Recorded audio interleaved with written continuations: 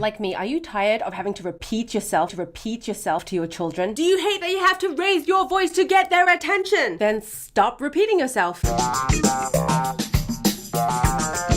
And try the one chance only system, a conscious parenting tip to make your kids listen without raising your voice or repeating yourself. About a year ago, my parents were watching me attempt to catch my daughter's attention. Bibi wanted to go to the park and I needed her to put on her shoes. I told her to put on her shoes at least half a dozen times, but there she was, racing around while my frustration simmered. Come on, darling, put on your shoes. May have sounded more like, put on your loving ever shoes already! You're doing it wrong, they said. My mum's a psychotherapist and my dad's become a friend beyond just a dad over the years, so my ears pricked up. This better be good. They went on to explain that by giving my child so many chances to listen, to process and action the information, the repetition was just becoming background noise, annoying to me and ignored by her. So I was only making life more difficult for myself. Hence, the one chance system was born. From that moment on, fine, perhaps a few slip-ups now and then, I would give an instruction once. I get down to her level so she already knows I have something to tell her. I lock eye contact and even gently hold her chin if something else is distracting her. I tell her,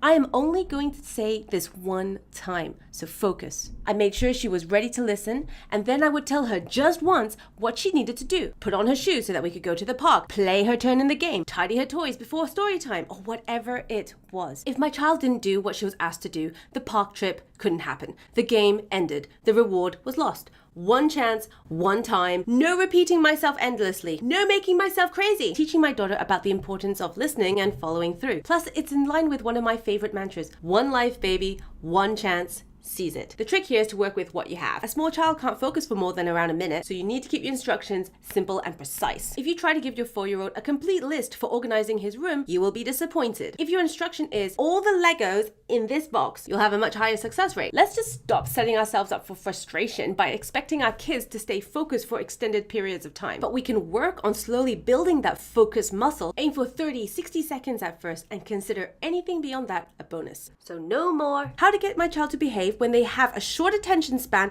ignore instructions, and just won't listen to me. This is just how I discipline my toddler and got her to obey simple instructions so I don't have to repeat myself a million times or get frustrated and lose my gentle parenting calm. Breathe, keep it together, keep it together. How do you do it? Just click the link below to download my printable checklist. If you liked this one, hit like, subscribe, and I'll see you in the next video.